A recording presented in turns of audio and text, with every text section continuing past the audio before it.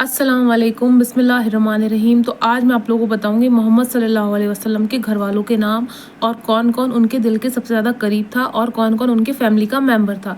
तो जी हाँ, मैं आपको बताऊंगी। वैसे तो मोहम्मद सल्लल्लाहु अलैहि वसल्लम की 7 शादियाँ हुई थी, तो जो सबसे करीब थी उनकी बीवी और सबसे पहली जो उनकी वाइफ थी उनका नाम था खदीजा अलैहिस्सलाम। जी हाँ, उनका क्या नाम था? खदीजा अलैहिस्सलाम।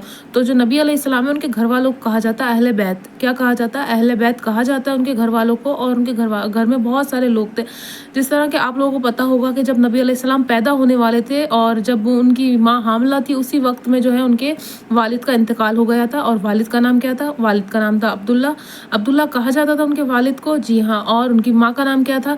जब वो 5 या 4 साल की उम्र के थे हमारे नबी अलैहिस्सलाम, तब उनकी माँ का भी इंतकाल हो गया था। माँ का नाम था बीबी आमना। तो जी हाँ, उनकी माँ का नाम था बीबी आमना। वालिद का नाम मैंने आप लोगों को बताया कि उनका अब्दुल्ला नाम था। तो अगर जैसे उनके दोनों वालिद और वालिदा का इंतकाल हो गया था, उसके बाद उनकी परवरिश किसने की, उनको किसने रखा? मतलब माँ बाप दोनों ही नहीं थे दुनिया में, तो जाहिर सी बात है किसी ने तो रखा होगा, या तो ननिहाल वालों ने या फिर ददियाल वालों ने। तो मैं आप लोगों को बता दूं कि उनकी जो परवरिश थी उनके चाचा ने करी थी और उनके दादा ने करी थी। जी हाँ, अबू तालिब अलैहिस्सलाम ने और अबू मुत्तलिब अलैहिस्सलाम ने। तो ये उनके चाचा और दादा का नाम था। और आगे आ जाते हैं। फिर उनकी शादी हुई थी खदीजा अलैहिस्सलाम से। और शादी के कुछ टाइम बाद, कुछ अरसे बाद, जब उनकी इंतकाल हो गया उनकी पहली बीवी का, उसके बाद उन्होंने सारी शादियाँ की हैं, जितनी भी 5-6 शादियाँ की नबी अलैहिस्सलाम ने, तो वो खदीजा अलैहिस्सलाम के इंतकाल के बाद ही की हैं। उस दौरान कोई शादी नहीं की। और उनकी शादी के भी कुछ अरसे बाद की थी उन्होंने, मतलब उनके इंतकाल के कुछ अरसे बाद शादी की थी हमारे नबी अलैहिस्सलाम ने। तो जो उनकी 4 या 5 बेटियां थी नबी अलैहिस्सलाम की, और उनके 3 बेटे थे। जी हाँ। तो जो बेटे थे उनके मोहम्मद सल्लल्लाहु अलैहि वसल्लम के, तो वो बहुत कम उम्र में उनका इंतकाल हो गया। जैसे कोई बच्चा उनका 3 साल में बेटा ख़त्म हो गया, कोई बेटा 5 साल में, कोई 2.5 साल में। तो इस वजह से ज़्यादा नहीं है बेटों के बारे में, पर हाँ बेटे थे मोहम्मद सल्लल्लाहु अलैहि वसल्लम के। 3 बेटे थे और तीनों का ही इंतकाल हो गया था। तो एक बेटे का नाम था अब्दुल्ला, एक बेटे का नाम था कासिम और एक बेटे का नाम था इब्राहिम। तो ये उनके तीनों बेटे थे। बहुत प्यारे प्यारे नाम है और बहुत प्यारे बच्चे थे उनके। तो जी हाँ, और उनकी बेटियाँ थीं, जैसे कि एक बेटी का नाम था उम्मे कुलसूम, ज़ैनब, फ़ातिमा और भी थी रुकैया, और मुझे नाम याद नहीं आ रहा, एक आध बेटी और थी उनकी। तो जो उनके दिल के सबसे ज़्यादा करीब थी वो सबसे छोटी वाली बेटी थी। छोटी वाली बेटी का नाम क्या था?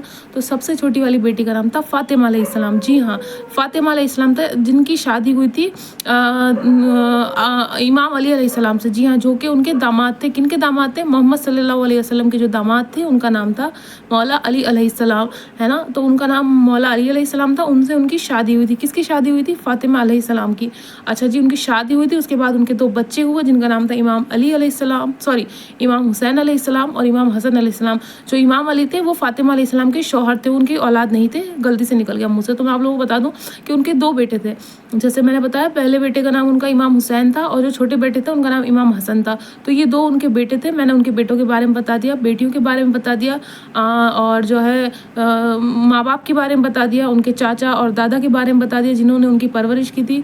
और जो है ये सब लोग उनके घर के फैमिली के मेंबर थे जो उनके दिल के सबसे ज़्यादा करीब थे। सबसे ज़्यादा करीब कौन थे उनके दिल के? बेटी उनकी फातिमा अलैहिस्सलाम, उनके दामाद इमाम अली अलैहिस्सलाम और उनके जो 2 नवासे थे इमाम हसन और इमाम हुसैन। जिस तरह से आप सब लोगों को पता होगा कि इमाम हुसैन ने करबला के मैदान में जंग के दौरान अपनी जो है कुर्बानी दी, अपने साथ साथ अपने बच्चों की कुर्बानी दी। और करबला में जो थे 72 लोग शहीद हुए थे उस कुर्बानी के लिए, जो एक इस्लाम के लिए लड़ाई लड़ी गई थी। उन्होंने अपना सर नहीं झुकाया यजीद के आगे और सर जो है अपना कलम करवा लिया। उन्होंने जो है झुकना मंजूर नहीं समझा, उन्होंने अपने आप को ख़त्म करना ज़्यादा अच्छा समझा।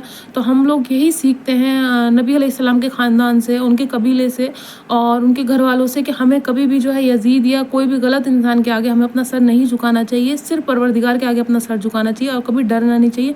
और हमेशा हमें अपने दीन पर कायम रहना चाहिए, हमें अपने इस्लाम पर कायम रहना चाहिए। और हमें अपने नबी की कुर्बानी, हमें अपने पैगम्बर की कुर्बानी और हमें सबकी कुर्बानियाँ याद रहनी चाहिए। और हमें इस तरह से अपनी ज़िंदगी गुजारनी चाहिए जिस तरह से हमारे नबियों ने ज़िंदगी गुजारी, हमारे पैगम्बरों ने ज़िंदगी गुजारी, और जिस तरह से कुरान में लिखा गया उस तरह से हमें अपनी ज़िंदगी गुजारनी चाहिए। तो ये नबी की फैमिली के बारे में बता दिया, कौन कौन लोग उनके करीब थे और कौन कौन लोग जो थे वो जिन्होंने उनकी परवरिश की। अगर आप लोगों को मेरा वीडियो अच्छा लगा हो तो वीडियो को लाइक कर देना, चैनल को सब्सक्राइब कर देना।